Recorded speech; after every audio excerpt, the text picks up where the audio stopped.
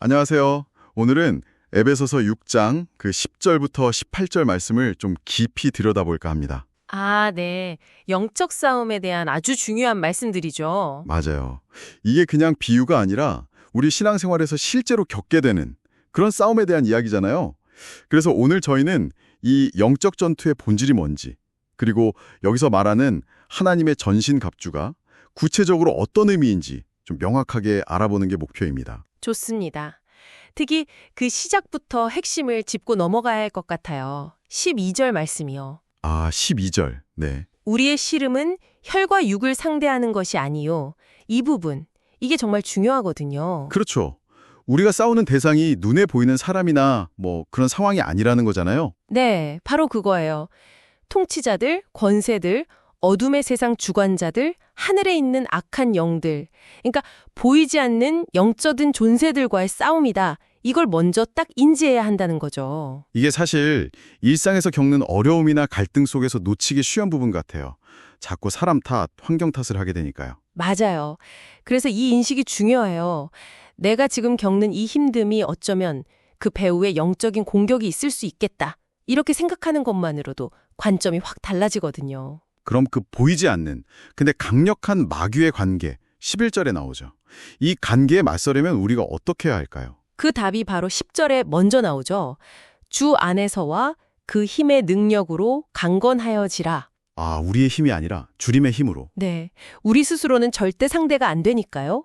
그분의 능력을 힘입어야 한다는 거죠. 그래서 그 주님의 능력을 입는 구체적인 방법이 바로 하나님의 전신갑주군요. 11절이랑 13절에 계속 나오죠. 맞습니다. 마귀의 감계를 능히 대적하기 위해 그리고 악한 날에 너희가 능히 대적하고 모든 일을 해난 후에 서기 위함이라 이게 목적이에요. 이 전신갑주라는 표현 자체가 굉장히 흥미로운데요. 그 로마 군인의 갑옷을 떠올리게 하잖아요. 네, 그렇죠. 바울이 당시 로마 군인들의 무장을 보면서 영적인 의미를 부여한 거죠.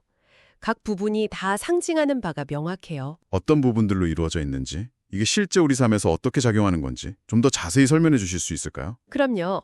자, 14절부터 보면요. 먼저 진리로 너희 허리띠를 띠고. 진리의 허리띠. 네, 허리띠가 군인의 모든 장비를 지탱하고 활동의 중심을 잡아주잖아요. 그것처럼 하나님의 진리가 우리 삶의 모든 것의 기초이자 중심이 되어야 한다는 거예요. 흔들리지 않는 기준이죠. 기준. 중요하네요. 그 다음은요? 그 다음은 의의 호심경을 붙이고 가슴을 보호하는 흉갑이죠. 네, 심장 같은 중요한 부분을 보호하는? 그렇죠. 하나님의 의, 그분의 올바르심으로 우리의 마음 또 양심을 보호하는 거예요. 세상의 비난이나 어떤 죄책감으로부터 우리를 지켜주는 방패막 같은 거죠. 마음을 지키는 거군요. 그리고 15절에는 평안의 복음이 준비한 것으로 신을 신고. 신발이요? 이건 좀 특이한데요. 네, 언제 어디서든 복음을 전할 준비, 그리고 어떤 상황에서도 흔들리지 않고 굳건히 서 있을 수 있는 그런 영적인 준비 상태를 말하는 것 같아요. 평화를 전파하는 발걸음이죠. 준비된 자세. 알겠습니다. 또 뭐가 있죠? 자, 이제 중요한 방어구죠. 16절, 모든 것 위에 믿음의 방패를 가지고. 믿음의 방패. 이건 많이 들어봤어요. 네, 이걸로 뭘 막는다고 하죠. 악한 자가 쏘는 모든 불화살. 맞아요, 불화살. 이게 뭘까요? 의심, 두려움, 절망, 유혹 이런 것들이겠죠. 우리 마음을 공격하는 것들. 믿음으로 이걸 다 막아내는 거예요. 와, 믿음이 정말 강력한 방패네요. 그렇죠. 그리고 머리에는 구원의 투구를 씁니다. 구원의 투구. 네, 우리가 구원받았다는 그 확신이 우리의 생각, 우리의 머리를 보호하는 거예요. 흔들리지 않도록 정체성을 지키는 거죠. 생각까지 보호하는군요. 자, 그럼 이제 마지막인가요? 마지막이자 유일한 공격 무기가 나옵니다. 17절 하반절. 성령의 검, 곧 하나님의 말씀을 가지라. 검. 말씀이군요. 네, 다른 건 다 방어구인데 이건 유일한 공격 무기예요. 하나님의 말씀을 통해 거짓을 분별하고 악한 영들의 공격을 물리치고 또 진리 안에서 전징할 수 있는 힘을 얻는 거죠. 와, 진짜 머리부터 발끝까지 완전 무장이네요. 진리, 의, 평안, 믿음, 구원, 말씀. 하나하나가 다 너무 중요한데요. 네, 그쵸. 이 모든 게 다 유기적으로 연결되어 있어요. 근데 이 엄청난 영적 무기들을 그냥 알기만 하면 되는 건가요? 아니면 이걸 실제로 어떻게 사용해야 하는 걸까요? 아, 정말 중요한 질문이에요. 갑옷이 아무리 좋아도 입고 싸우지 않으면 의미가 없잖아요. 그 사용법이 바로 18절에 나와요. 18절이요? 네, 모든 기도와 간구를 하되 항상 성령 안에서 기도하고 이를 위하여 깨어 구하기를 항상 힘쓰며 여러 성도를 위하여 구하라. 아, 기도군요. 네, 결국 이 모든 전신갑주는 기도를 통해서 활성화되고 그 능력이 발휘되는 거예요. 성령 안에서 끊임없이 깨어서 기도하는 것. 이게 이 영적 무장을 실제로 사용하는 열쇠인 셈이죠. 실제 동력을 불어넣는 거군요.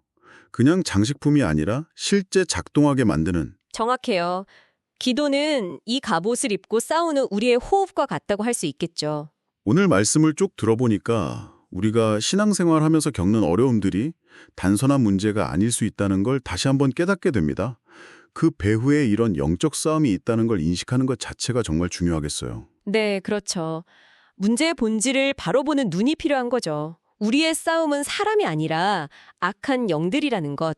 이걸 잊지 말아야 해요. 그리고 그 싸움에서 우리를 지키고 승리하게 하는 것은 내 힘이나 지혜가 아니라 하나님이 주시는 이 전신갑주라는 사실도요. 맞습니다. 근데 이 갑주가 단순히 방어만 위한 건 아니라는 점도 기억해야 해요. 아, 그런가요? 네. 특히 성령의 검, 즉 하나님의 말씀을 통해서 우리는 그냥 막기만 하는 게 아니라 능동적으로 진리 안에서 전진하고 싸워나갈 수 있거든요. 어려움을 그냥 버텨내는 게 아니라 이겨내고 승리하는 삶으로 나아갈 수 있는 거죠. 와, 정말 강력한 소망을 주네요. 수비뿐 아니라 공격까지 가능한 완전한 무장이군요. 그렇죠. 자, 그럼 이제 마무리할 시간인데요. 오늘 이야기를 들으신 여러분께 한번 질문을 던져보고 싶습니다. 혹시 여러분의 삶 속에서 이건 그냥 보통 일이 아닌 것 같다.